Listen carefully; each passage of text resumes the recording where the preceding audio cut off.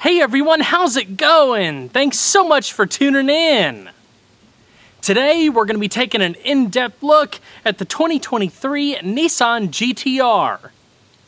As with all of my reviews, I'm going to cover all of the ins and outs and take this thing on a thorough drive. I'll also get a bunch of sound clips. There's a whole lot of stuff to cover, so without further ado, let's go ahead and start her up and let her run.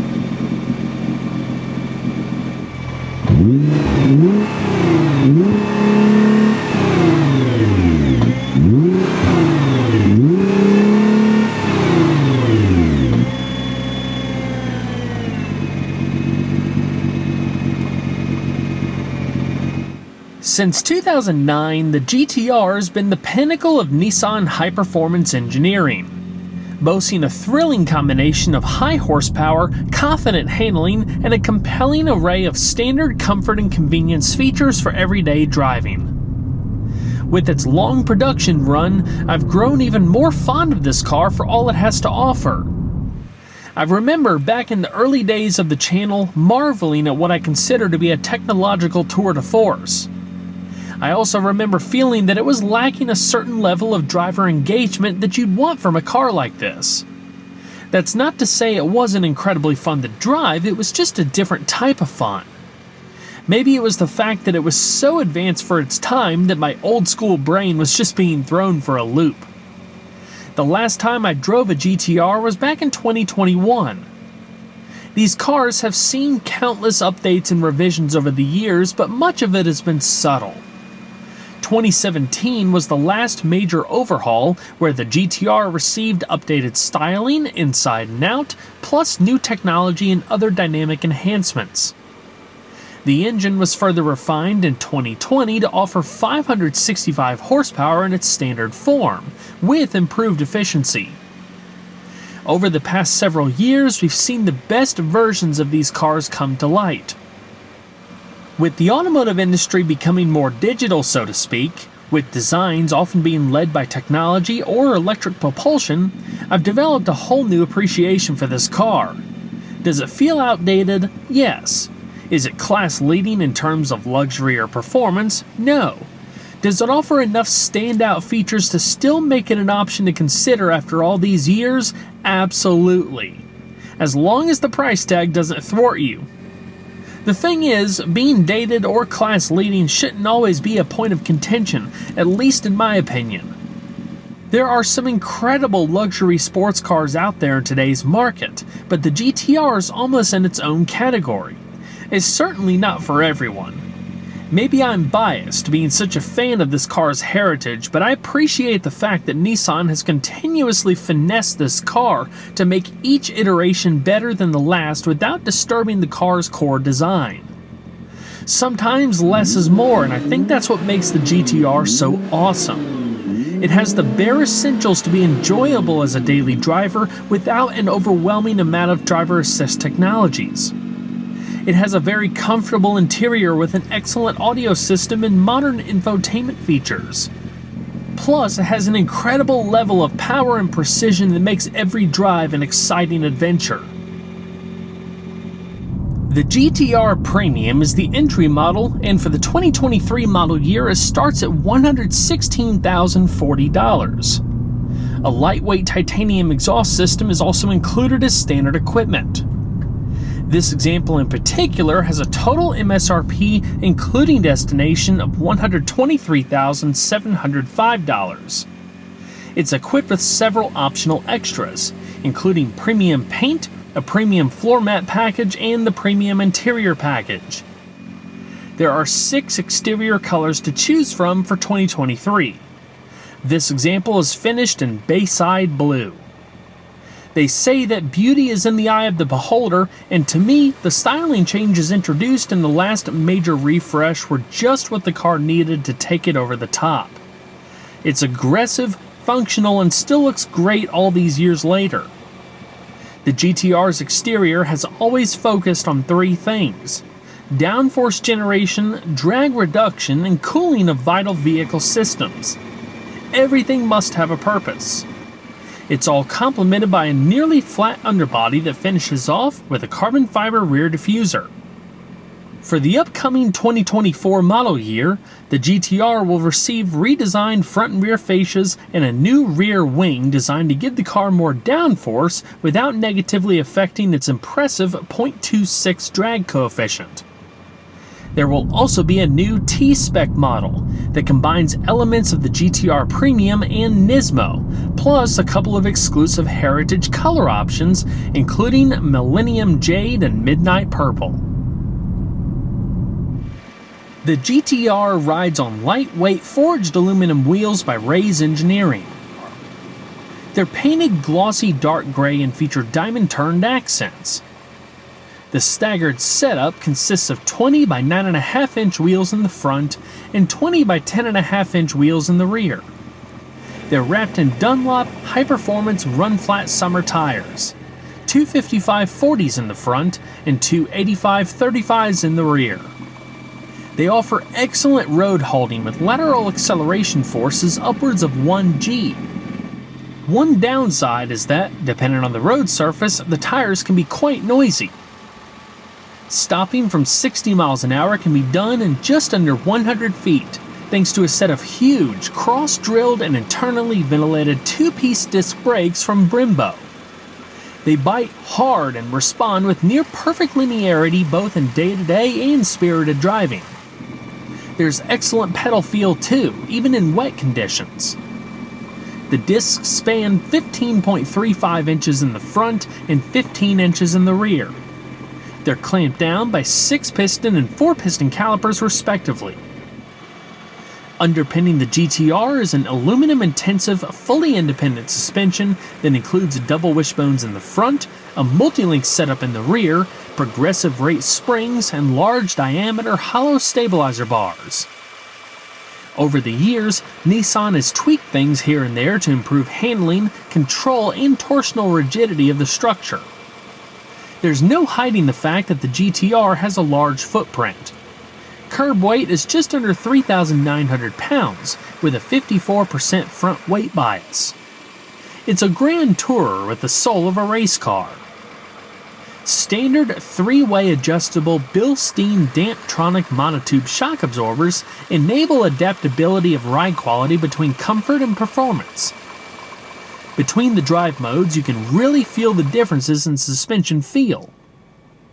While the GT-R has seen notable improvements in ride quality over the years, it's still a very stiff car, which makes it more unforgiving on rougher roads, but that much more rewarding in tight curves. The GT-R's steering consists of a speed-sensitive power rack and pinion design, with an aluminum steering rack, 4-point mounting, and stiff insulators. It offers sharp response during spirited driving, with reduced efforts for around-the-town commutes and great feedback on the open highway. The overall ratio is 15:1, and it takes about 2.4 turns to go from lock to lock. The turning circle is measured at 37.4 feet. The steering wheel itself is wrapped in soft leather and is manually adjustable for tilt and reach. The driving position is spot on with excellent ergonomics. All of the essentials are well within reach. On the upper spokes, you have an assortment of buttons that operate the radio, hands-free telephone, cruise control, and more. A comprehensive driver's information system can be found via the digital display within the instrument cluster. The buttons on either side of the cluster housing correspond to the various functions of the driver information system, as well as display brightness and the trip computer. The GT-R continues to be powered by a hand-assembled twin-turbocharged 3.8-liter V6. New turbochargers were added a few years back to provide tighter clearances and offer a 5% increase in efficiency over their predecessors. While it did not increase power, the changes helped sharpen low-end response, so the available power is always there when you want it. Another small change was the exhaust manifold, which featured revised turboflange attachment points.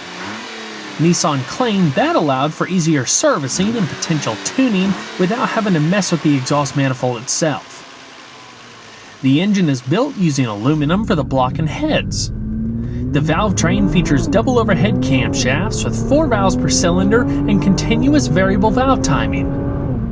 Fuel is delivered via sequential multi-port fuel injection. The compression ratio is 9:1 and the maximum engine speed is 7,100 RPM. The 2023 GT-R is rated at 565 horsepower at 6,800 RPM and 467 pound-feet of torque between 3,300 and 5,800 RPM. Accelerating to 60 miles an hour can be done in just under 3 seconds. The top speed is 186 miles per hour. This thing is a rocket that'll throw you into the seat with such ferocity that it'll just about take your breath away. Nissan has been including a previously optional titanium exhaust system as standard equipment since the 2017 model year. It's easily differentiated by the burnished blue quad tips out back. Along with being significantly lighter than a comparable stainless steel exhaust, the titanium also helps get rid of heat more effectively. These GT-Rs are not necessarily loud cars to begin with, but with the titanium exhaust, you get a more emotional soundtrack. The closest thing I can compare it to is an airplane and the different sounds you'd hear between taxi and takeoff. It's unique for sure. To further manage exhaust temperatures, the GT-R has an under tray just forward of the muffler, which guides air into the rear diffuser to help cool the muffler and evacuate hot air. The GT-R's premium midship platform layout places the transmission, transfer case, and final drive at the rear of the car without the use of traditional torque tubes. This allows the suspension to operate independently while optimizing weight distribution and maximizing grip in corners. A 6-speed dual-clutch transmission continues to be the only transmission offered. It features automatic and manual modes and a 1.5-way mechanical limited slip differential.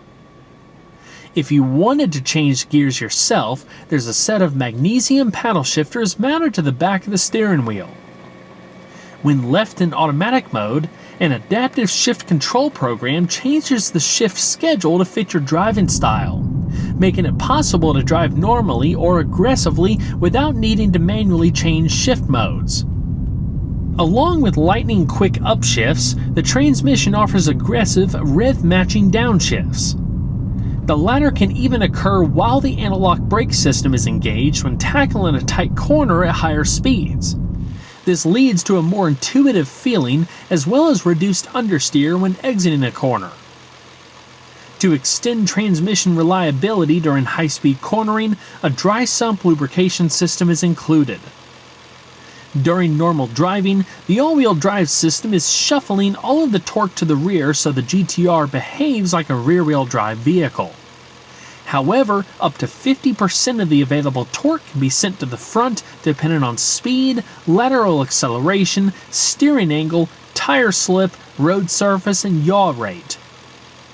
In the lower portion of the dash, there's 3 switches that control the GT-R's various drive modes. They allow for on-the-fly adjustment of specific parameters for the transmission, suspension, stability control, and all-wheel drive system. Of course, R mode is the most aggressive setting. You also have the ability to turn stability control off completely. The cool thing about how this setup works is that you can tailor things to your liking. If you want the suspension set to comfort but everything else more sporty, it's just a matter of moving the switches up or down accordingly. The GT-R also includes a launch control system as standard equipment. To engage, everything must first be in R mode. After that, press the brake and simultaneously apply full throttle. Once the RPMs plateau, you release the brake while maintaining full throttle to unleash the car's full acceleration potential. EPA fuel economy estimates for the 2023 GT-R range between 16 miles per gallon in the city and 22 miles per gallon on the highway. In mixed driving, I averaged around 18 miles per gallon while running the required premium 93 octane. The total tank capacity is 19.5 gallons. Now let's go ahead and hear she sounds.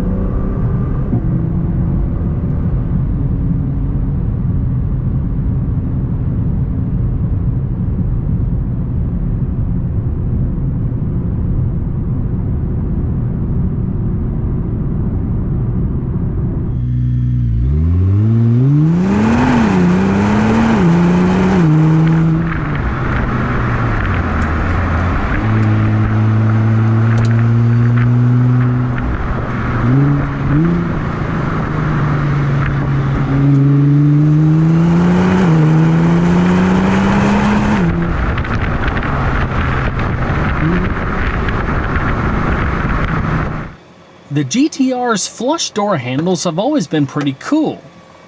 You press one side to bring out the handle, then simply grab and pull. The black buttons next to the handles lock and unlock the car as long as you have the key fob. The interior has pretty much remained the same since the 2017 model year, where it saw significant updates to the overall layout. Not only was the overall quality improved, but there was a big leap forward in technology to modernize and streamline things. Other enhancements included the addition of Bose active noise cancellation and the implementation of additional sound-absorbing materials to further quieten the cabin. These cars are absolutely awesome on the track, but at the end of the day, the GT-R is a grand tourer. The interior is a welcoming environment that's comfortable and well suited for long trips. Black leather and synthetic suede upholstery is standard, but when opting for the premium interior package, you get hand-stitched semi-aniline leather with unique stitch detailing. The doors, dash, and center console all feature soft leather or an alternative soft-touch material. It's a very nice cabin that's driver-focused with a luxury touch. Trim finishers include a combination of matte finish carbon fiber and satin dark gray. Depending on your exterior color choice, there are 4 leather colors to choose from: High Gray, Red Amber, and Curo Night. Both front seats feature full power adjustments, 8-way for the driver and 4-way for the passenger. The driver's seat has height adjustment. Heated front seats are standard. The front seats were actually updated in 2017 to shed a bit of weight thanks to a revised design of the side supports. The changes also led to greater comfort over long drives. The seats fit like a glove. They have excellent lower back support and lateral support. Perhaps the most important change to the GT-R's interior was the center stack. It's far simpler in design than the earlier cars, as the number of controls were dropped for a cleaner look. As far as the audio system, an 11-speaker Bose system is standard. It includes 2 rear-mounted subwoofers positioned vertically in between the rear seats. Not only are they a cool styling feature, but they also pack quite a punch. Perched on top of the center stack is an 8-inch capacitive touchscreen infotainment system with a traditional anti-glare display. The system is straightforward and easy to use. It also responds to your inputs quickly. The rotary dial in the center console enables you to control various infotainment features remotely if you didn't want to reach for the screen. The system includes most everything you'd expect nowadays, including navigation, satellite radio, mobile apps, Bluetooth streaming and hands-free telephone, Apple CarPlay, Sirius XM data, and more. One of the coolest standard features is the suite of interactive vehicle information displays. You can totally customize the layout of important vehicle-specific performance information, such as coolant temperature, engine oil temperature, engine oil pressure, transmission oil temperature, transmission oil pressure, and turbocharger boost pressure. Each display can be set to show different things based on your preference. Standard safety equipment includes dual front airbags, front seat-mounted side impact airbags, and roof-mounted side curtain airbags for front seat occupants. You also have roadside assistance via the SOS button on the overhead console. Front and rear parking sensors are standard, as is a backup camera and cruise control. There are no advanced driver assist technologies that I noticed, which I actually prefer. When it comes to storage, the center console also contains 2 cup holders and a shallow covered compartment that houses a couple of USB ports, an aux port, and a 12-volt power outlet. An additional 12-volt outlet can be found on the dash to the right of the steering column. The glove box has a modest amount of space and is lockable. Sunglass storage can be found in the overhead console. Additional pockets can be found on the lower door panels. While the GT-R is technically a 4-seater, the back seat is very limiting. Levers on the front seat backrests can be used to tilt them forward, then you use the lower controls to slide the front seats forward for rear seat access. When I climbed in the back, I quickly realized that I could not sit back there for any amount of time. Not only is leg space very limited, but I had to tilt my head to the side to actually be able to fit. Whoever is able to sit in the back should be comfortable, as the seats are sculpted like buckets. The center console runs the full length of the cabin and divides the rear seat. There's a single cup holder in the middle, and the console itself doubles as an armrest. The rear seat space is best left for children, car seats, or just use it for additional storage space. Standard latch anchors allow for you to properly secure car seats. The GT-R's trunk can be opened by a button on the dash, the key fob, or a button above the license plate. Despite having a relatively high liftover, the trunk is actually quite practical, offering 8.8 cubic feet of space. While it may not sound like a lot, it's more than enough room to comfortably pack for 2 adults and still have some extra room to spare. Unfortunately, the rear seat backrest cannot be folded down, so what you see is what you get. The trunk is illuminated and comes with a handful of cargo hooks if you needed to secure something. Instead of having a traditional pull-down handle to close the trunk lid, there's a small leather strap. I've always thought that was a pretty neat detail.